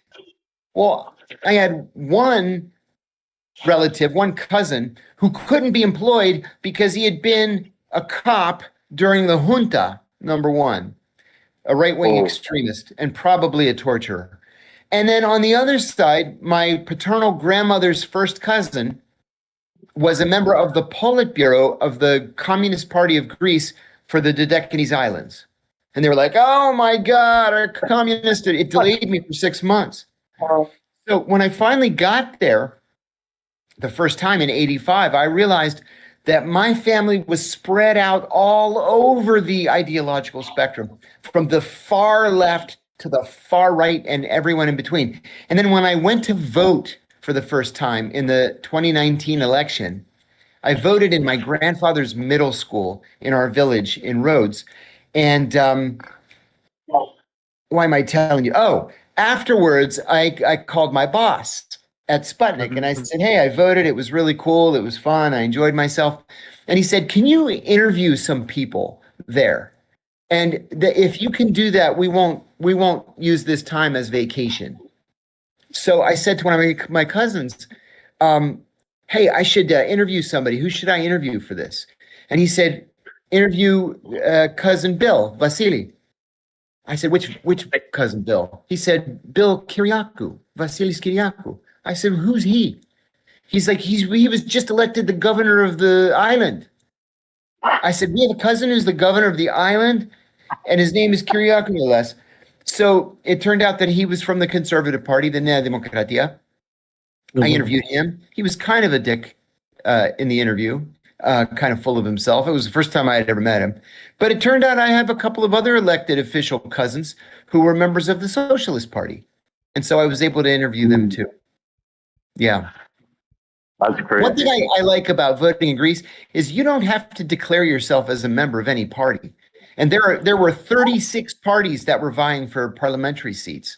I've mentioned in previous shows, there are 6 different communist parties in Greece, which I had never heard before. I only knew of the one. But 6 different communist parties, 2 different neo-Nazi parties, and the religious fascists and everybody in between. Wow. I loved really interesting. Thank you so much. Thank you. Thank you. Εγώ σας ευχαριστώ. Να είσαι καλά. Okay. It feels more like a real democracy when you have more all those choices. Oh yeah, I couldn't agree more. It was great. And you know what's fun is it gives you the opportunity to vote for a party that you are 100% in ideological agreement with, even if that party doesn't have a prayer of winning a parliamentary seat. I have a question for And you, who John. knows? They might make an alliance in a winning coalition. Sure. I have a question for you, John, before we pull in our next caller. Greece has real people with a real history. Like, y'all remember things. So with the government selling off its land, to foreigners, dude. I mean, the Byzantines did the same thing to the Venetians, and we know what happened in 1204. So why would they do that? It's suicide, at least from the way I look at it. How do the Greek people see it? It is suicide, and it's a manifestation of economic depression and panic, national panic. So this is bad in two different ways. Number one, they sold all of the ports, all of the major ports in the country to the Chinese. And it's for like 50 years or 60 years. The Chinese own the port of Piraeus, the port of Patras, the port of Thessaloniki. Absolute national outrage. It should be a scandal. They sold the airport to the Germans. Friggin' German company owns Eleftherios Venizelos International Airport. That's insane. I'm embarrassed by this. But secondly, and more insidious, I think, is most of the real estate purchases, especially in Athens right now. I shouldn't say especially in Athens. Starting in Athens and extending now to the islands that are vacation spots are Russians, Chinese, and Israelis. Greeks aren't buying property because they don't have the money to buy property. Mm-hmm. But the Russians, Chinese, and Israelis certainly do. It's gotten so bad. Half the population of the country lives in Athens.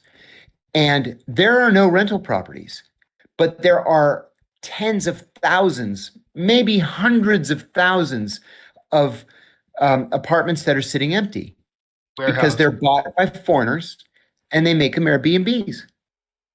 And so I stay in an Airbnb every time I go to Athens, unless somebody else is paying for it, in which case I stay, in a hotel.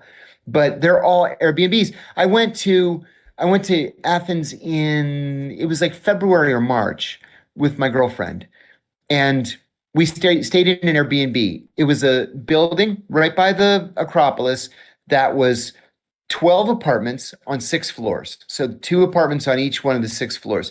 We were the only people in the building because foreigners had bought all 12 apartments and they were Airbnb-ing all of them.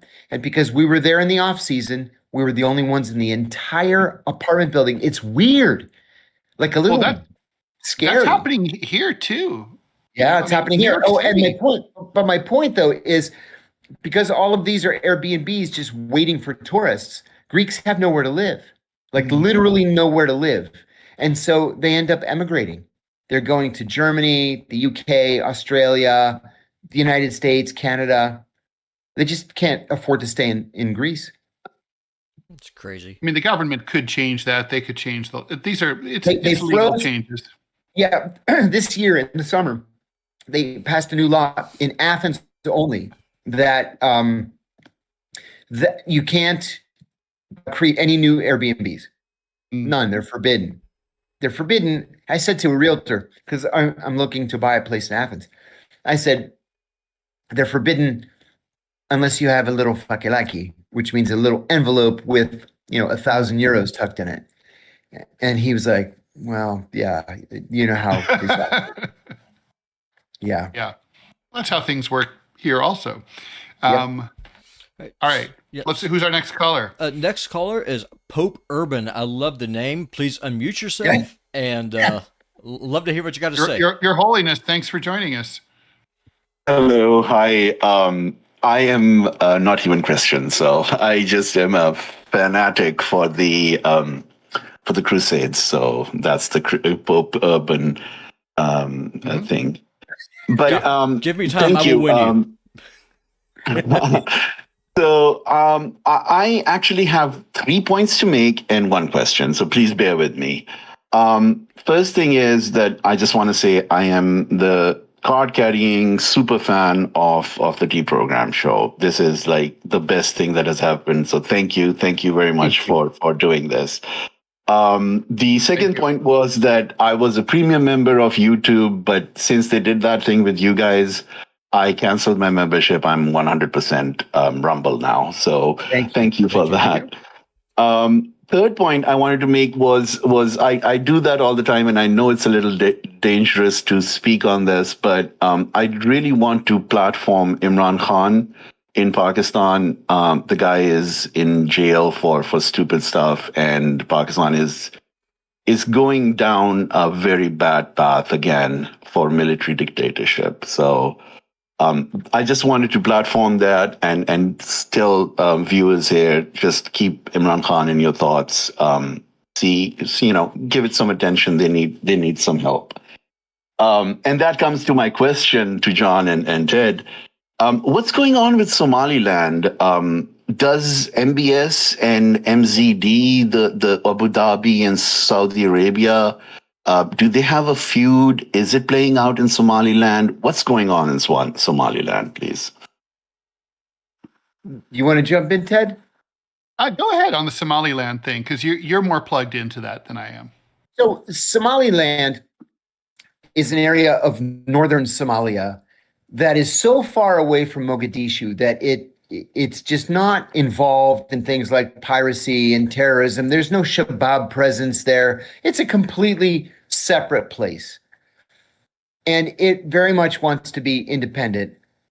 No country in the world recognized it as an independent country until a couple of days ago when the Israelis recognized it over the weekend. I mentioned yesterday on the show, I went to Somaliland in 2011 with the U.S. ambassador to Djibouti, the defense attaché to Djibouti, and the embassy security officer. We drove there from Djibouti, and we had meetings with Somaliland officials, but the meetings were unofficial. So they were not any official recognition, American recognition of Somaliland as an entity.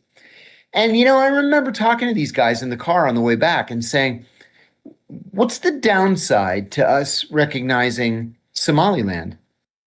Oh, it would cause chaos and it would lead to the breakup of Somalia and it would plunge the place into chaos. And it's already in chaos. And what are we hoping we're going to be friends with the Somalis one day? They have Shabab. They attack merchant ships. They attack Navy ships. They, grabbed Captain Phillips. They're no friends of ours. No, we can't do that. It would be scandalous. We would have to do it through the United Nations. It would require a UN Security Council resolution, et cetera, et cetera. But I realized when I was there, even though I was there for a short time, it's a freely operating, quasi country. It's got its own economy. It has a functioning, what looked to me to be a normal East African society. It was at least as well developed as Djibouti. I mean, I felt safe there. It has a beautiful beach. It could build an important port, although it would have to compete with Djibouti. But I thought it was perfectly nice there. The Israelis did it, though, for a very specific reason. The Israelis did it because it now gives them a foothold, not just in East Africa, but a foothold that is mere miles from the Houthis. Mm-hmm. And, the Houthis will fire a rocket at Israel and it'll land somewhere in the Negev or outside of Aqaba or whatever. And then the Israelis will fire a rocket back and they'll blow up a port or an airport or a, military training camp or whatever.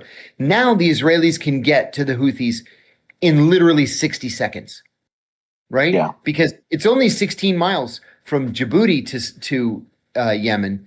Somaliland's not so far away. They can be there in 30 seconds if they wanted to do a bombing run from Somaliland. And so both sides get something out of this. The Somalilanders get their first ever international recognition, and the Israelis get, a free, if temporary, military base. So is there Mohammed bin Salman and UAE feud that's going on, and is Somaliland a factor in that? Not like it is in Sudan or in Yemen. This is the oddest thing to have the Saudis and the Emiratis at military odds in their own neighborhood. It's crazy. Crazy. It's unprecedented in my experience. Normally they act hand in glove, just like the Bahrainis do with the Saudis. But the fact It's a that they're Bedouin Arab thing. Is it like a Bedouin Arab thing that we Mohammed bin Salman has an ego and MZD has an ego, and it's an ego thing going on? I think that's exactly what it is. Oh Yeah. God. And I'll tell you, the funny thing is that the Qataris will say, hey, look, we've been saying this for 100 years. Why hasn't anybody listened to us over the last 100 years? We've told people this is exactly what's going to happen. The Saudis and the Qataris hate each other to the point where I was driving once from Bahrain to Qatar, and you have to go from Bahrain across the causeway to Saudi Arabia and then drive south through the desert, and then you come up through southern Qatar. And we couldn't cross the border because the Saudi and Qatari border guards were shooting at each other. Damn. And we had to wait for 6 hours until they stopped shooting, and then we could cross into Qatar. And there was no reason. Like one of them, was cleaning his gun or whatever, it went off, and then they just all started shooting. They hate each other. And we all We may have suffer time for for- it. We may have time for one more call, so we should Thank you. probably do that. Thank Thank you you very much for your call. Good questions. Robbie, So- do we have time for one more? We do. So next up will be Schmobs. Schmobs, you are live. Please unmute yourself and ask your question. Good morning, Schnobs. You're on the air. Oh, hello. Good morning. First of all, I love the show. I've called in a couple times at this point, so I'm sorry for pestering. Not at all.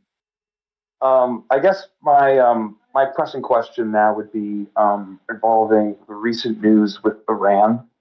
This is something that I'm very much plugged in with. Not just the economic shortages, but the water shortages. The idea that they're moving their capital, which is just insanity. And this recent, green light from from Trump, to not only attack the nuclear sites, but the ballistic missiles, like these Fatah 2s and whatever else they're hiding. It seems like, and especially with these recent pronouncements from the president, do you feel like there's real conflict coming? It feels to me as though, but perhaps that's my unbiased perspective. I'd love to hear your guys' thoughts. I'm genuinely worried about this. I really am. I see absolutely nothing that the U.S. gets out of conflict with Iran. If anything, it has the potential to be an utter disaster for the United States. This is another one of those cases where we would be doing the Israelis' bidding. And I think it's wrong. It's especially wrong to attack sites associated with water. That's a war crime. You can't do that. Not to say we won't do it anyway, but don't see John, any go ahead. positive. You blinked out for a second. I don't see anything good or positive that could possibly come of this. I mean, yeah, this could go either way. I mean, with Trump and his relationship with Netanyahu, I think he veers between that loyalty, but also being wary of being cast as Bibi's bitch. And so, it's kind of like that is a legitimate concern. I think Trump reads the polls. He knows that Netanyahu is about as popular as herpes right now in the United States. So, being perceived as going to war for Israel against Iran, even if Iran's not popular either, is not going to. I think it's not a winner. I think in the it's not 100%, but I mean, I think it's like 60-40. He doesn't do this. God, I hope you're right.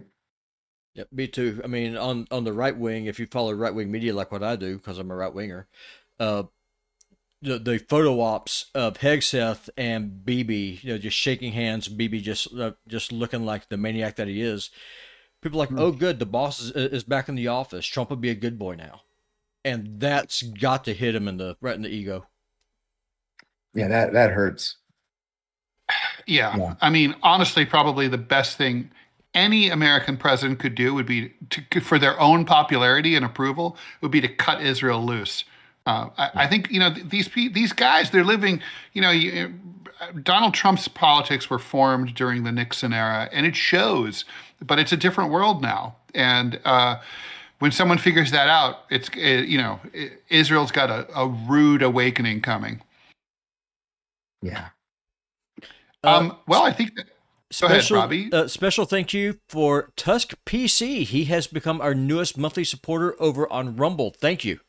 Thank you. Thank you, Tusk. Much appreciated.